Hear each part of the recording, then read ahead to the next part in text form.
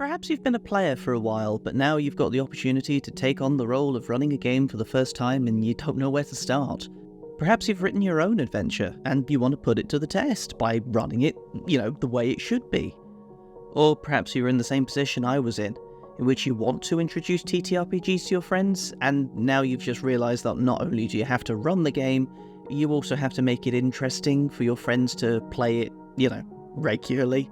There's a lot of excitement and creativity to be had as the one who gets to run the adventure in a TTRPG. But with that comes a great amount of discomfort. You've got to be the storyteller, the referee, you've got to present every single NPC as a unique individual, and so much else that even the idea of being a game master just seems overwhelming. And it's worse if you're unfamiliar with the role, or if you just suffer from a general fear of performing publicly. In this video, I've compiled a list of tips that I've learnt in the few years of me being an anxious game master, so with any luck, they may help you as well. Unlike my usual videos, I've tried to make this as generic to all TTRPGs, so this isn't specific to any particular game or genre, although I would advise looking up tips for the system that you're planning on playing, when you finish this video. Instead, I've tailored this video for those who may find running games for other people just unsettling, and you just need general advice on where to start. Reading the rulebook of the game you want to play sounds like an obvious start, until you realise there's hundreds of pages with reams of information on specific instances for the game, how to run combat, how to decide skill checks, how to achieve positive outcomes, how to avoid negative outcomes, and so on. Are you supposed to memorise this entire thing cover to cover before running the game? No, you're not. And you're not expected to. I've played with GMs who've run their favourite game for years and years, who've ruled game mechanics completely wrong in all that time and they didn't even realise. A situation came up one day during the game, the GM made a rule up on the spot to tackle said situation, and it worked out, and their rule stuck. Is that them failing on their part? Have they just not prepared properly? No, not at all. My point is, when reading through the adventure module or even the rulebook of a TTRPG, don't do it with the intent of memorising. Read it so you understand why the rule is there in the first place. Perhaps it's there to simplify overcoming obstacles, or maybe it's there to heighten tense situations, or maybe it's there to give players a chance to personalise their characters for certain situations. If you want to take notes on these rules for future games, or maybe you want to bookmark them for later, then by all means do so. Nobody expects you to commit to memory every little detail. Which kind of brings me quite neatly to my next point.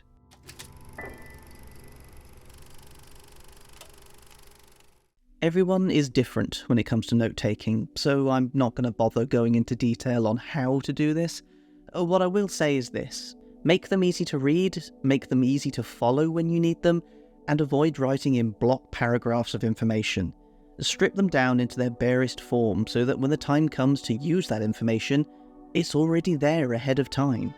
So, for example, let's say your players are exploring a dusty attic for a long-forgotten treasure map, but waiting for them in the darkness are terrible monstrosities that will stop at nothing to get rid of the interlopers.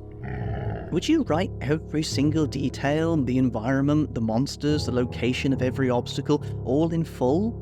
Or would you note the important information down, and then you can improvise the rest of it when the event actually comes up?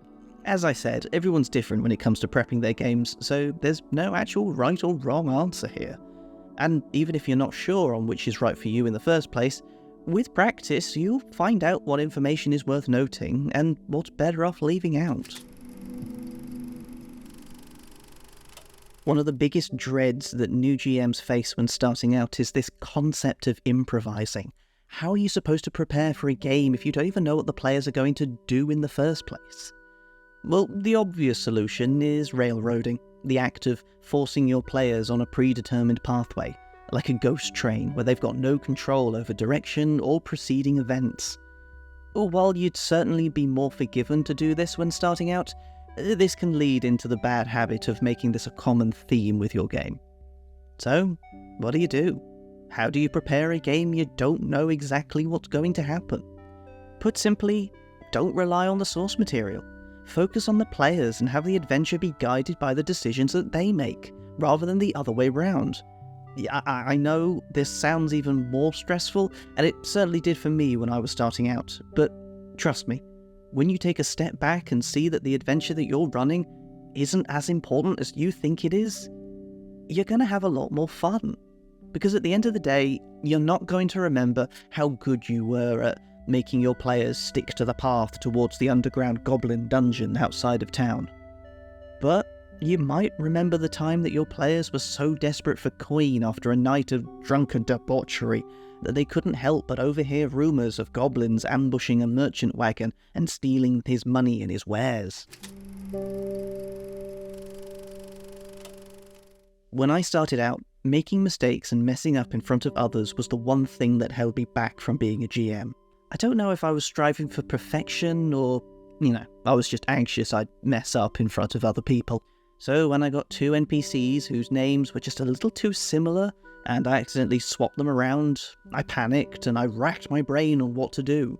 I could just lie and say that was their name the whole time, but one of them was really significant to the plot and I'd have to change everything and on the fly. So I did something I hoped I'd never do. And I just stopped the game and I said to my players, sorry, I've made a mistake. I read the character names too quick. I've got 2 of them switched over. And my players went, oh, okay. And they grabbed an eraser, they adjusted their notes, and we moved on. I think what I'm trying to say here is that mistakes are going to happen. We're not creating a masterpiece of theatrical storytelling. We're playing a game of make-believe with our friends. There are a lot of videos and tips out there on being a better game master, being more immersive, being more creative. But it's more important to have fun. And if you can have fun playing a game with your friends, then believe me, you're doing just fine.